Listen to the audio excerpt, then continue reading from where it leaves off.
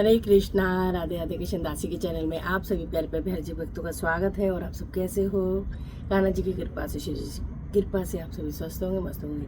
तो कार्तिक मास का 23वां और 24वां अध्याय सुनाने जा रही हूँ। कथा अच्छी लगे तो शेयर भी करना। तुलसी माता है सुखदाता, तुम हो कृष्ण की प्यारी, जो जगाए हम तेरी दिन रात, ये भक्ति है मेरी। श्रीमन नारायण नारायण। सूत जी बोले, हे ऋषिगणों, इतनी कथा सुनकर महाराज पृथु ने नारद जी से पूछा, हे देवर्षि, यम पंचक काल कौन सा है तथा इसमें दीपदान का क्या महत्व है? नारद जी बोले, हे राजन, कार्तिक मास के कृष्ण पक्षी त्रयोदशी 13 से शुक्ल पक्ष की द्वितीया 2 तक का समय यम पंचक काल कहलाता है। कृष्ण पक्षी 13 को धनतेरस कहा जाता है। इसी रात्रि में यमराज के निमित्त दीपक जलाने से यमराज प्रसन्न होते हैं। दीपदान करने से अकाल मृत्यु आदि का भय नहीं रहता। कृष्ण पक्षी चतुर्दशी को नरक चतुर्दशी भी कहते हैं। इस दिन तिल का तेल, अपा मार्ग तथा दुर्वा आदि लगाकर स्नान करना चाहिए। स्नान के बाद दक्षिण की ओर मुख करके अपएव्य धानी और जल में तिल मिलाकर 3-3 अंजलि से यमाय, धर्मराजाय, मृत्युम, अंतकाय, कालाय, सर्वभूत अक्षाय, ओं दुब्बराय, दधनाय, परमेष्टिने, पकोदराय, चित्राय, चित्रगुप्ताय कहकर तर्पण करें। तत्पश्चात सायकाल ब्रह्मा, विष्णु, शिव तथा दुर्गा के मंदिरों में और वृक्ष, सभा, गौशाला आदि, नदी, बगीचा, तालाब, कुआ, बावड़ी, खेत, गली, चौराहा, शमशान आदि पर दीपक जलाएं और श्री महालक्ष्मी जी का ध्यान करें। श्री नारद जी बोले, हे राजन, यदि शस्त्र से किसी की मृत्यु हो जाए तो उसके निमित्त भी चतुर्दशी को दीपदान करना चाहिए। ऐसा करने से अक्षय पुण्य फल प्राप्त होता है। इसके बाद किसी कन्या, ब्रह्मचारी तथा तपस्वी को भोजन कराना चाहिए। इससे शिवलोक की प्राप्ति होती है। कार्तिक की अमावस्या को दीपावली के दिन भी स्नान आदि से निमित्त होकर पितरों का पूजन और श्राद्ध करके ब्राह्मणों को भोजन करावें। फिर संध्या काल में तुलसी के समीप मंदिर, नदी, पर्वत, शमशान, गौशाला अथवा चौराहे पर भी दीपक जलाना चाहिए। तत्पश्चात लक्ष्मी जी की स्तुति कर उन्हें जगावे। हे राजन, जिस प्रकार पतिव्रता नारी अपने पति के जागने से पूर्व ही जाग जाती है, उसी प्रकार लक्ष्मी जी भी श्री भगवान से 12 दिन पहले जाग जाती हैं। अमावस्या के दिन बच्चों, वृद्धों एवं रोगियों को छोड़कर अन्य कोई भोजन न करे और सायकाल में लक्ष्मी जी का पूजन करने के बाद ही भोजन करना चाहिए। घर को तोरण, बंदरवार आदि से सजाकर दीपक जलाने चाहिए। घर के सभी स्त्री पुरुष नए वस्त्र धारण करें और अमावस्या को पूरी रात लक्ष्मी जी के समक्ष गीत गाएं, स्तुति करें एवं नित्यादि कर पूरी रात हर्षोल्लास से बितावें। घर में एक दीपक रात्रि पर जलना चाहिए। हे राजन, उस रात लक्ष्मी जी सब घरों में जाती हैं और जो घर अधिक सुंदर, स्वच्छ एवं पवित्र होता है वहाँ दीर्घ काल तक निवास करती हैं। एक प्रहर रात्रि का जब शेष रह जाए तो दरिद्र रूप घर के कूड़े करकट को सूप अथवा पुराने पंखे पर रखकर बाहर फेंक देना चाहिए। ऐसा करने से वह धन सदा परिपूर्ण रहता है। दूसरे दिन गोबर का गोवर्धन बनाकर बंधु बांधव सहित उनकी पूजा करनी चाहिए। हे राजन, इंद्र का मान वर्धन करने के लिए भगवान कृष्ण ने इसी दिन गोवर्धन पर्वत का पूजन किया था।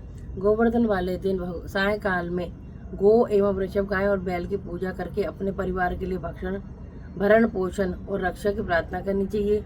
इसी दिन सायकाल में राजा बलि एवं उनकी पत्नी विंध्यावली का पूजन एवं दानादि करने वाला परिवार सदा सुखी एवं समृद्ध रहता है। बोलो श्री हरि विष्णु भगवान की जय। नारद जी बोले, हे राजन, अब मैं तुम्हें दीपावली पूजन की विधि विस्तार से बताता हूँ। नारद जी ने कहा, हे राजन, कार्तिक कृष्ण पक्ष की अमावस्या को दीप मालिका करने से दरिद्रता का विनाश हो जाता है, घर में समृद्धता आती है। इस संबंध में कथा सुनाता हूँ, ध्यान पूर्वक सुनो। ये मैं आपको 24वां अध्याय सुना रही हूँ।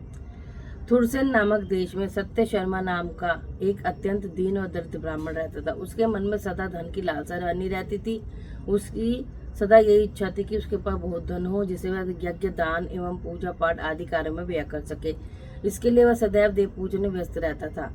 बाकी समय में कठोर परिश्रम करता था, मगर दरिद्रता थी कि पीछा नहीं छोड़ रही थी। तब दुखी होकर उसने एक विद्वान से दरिद्रता के मुक्ति पाने का उपाय पूछा।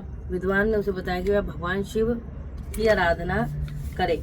ब्राह्मण ने सच्चे हृदय से भगवान शिव की आराधना प्रारंभ कर दी। जब 1 वर्ष बीत गया तो एक दिन उसकी आराधना से प्रसन्न होकर भगवान शिव ब्राह्मण का वेश धारण करके उसके पास आए और बोले, हे विप्र, धन प्राप्ति के लिए तुम राजा के पास जाकर उससे एक वरदान मांगो कि कार्तिक की अमावस्या को तुम्हारे सिवा कोई भी अपने घर में दीपक न जलाए। वरदान पाने के बाद क्या करना है यह सब समझाकर ब्राह्मण देव चले गए। तत्पश्चात ब्राह्मण राजा के पास पहुंचा और राजा ने से वरदान मांगा। जब राजा वचनबद्ध हो गया तो ब्राह्मण ने अपने मन की बात उससे कही कि कार्तिक की अमावस्या को मेरे सिवाय कोई भी अपने घर में दीपक न जलावे। वचनबद्ध हुए राजा को उसकी बात स्वीकार करनी पड़ी और उसके नगर भर में ढिंढोरा पिटवा दिया कि कार्तिक अमावस्या की रात में कोई भी अपने घर में दीपक न जलाए। फलस्वरूप राजा के आगे अनुसार जब अमावस्या आई तो किसी ने भी अपने घर में दीपक न जलाया।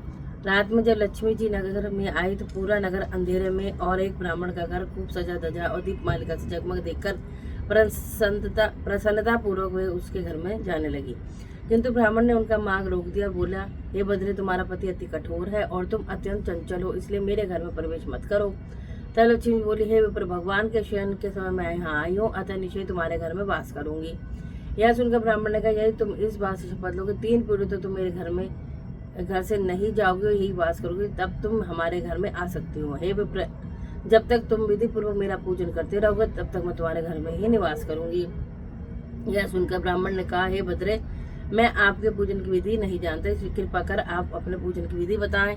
हे ब्राह्मण, प्रति वर्ष कार्तिक मास की अमावस्या की प्रातःकाल स्नान आदि निमित्तों का देवताओं तथा पितरों का पूजन करे। इस दिन बालक, वृद्ध एवं रोगी को छोड़कर घर में कोई भोजन न करे।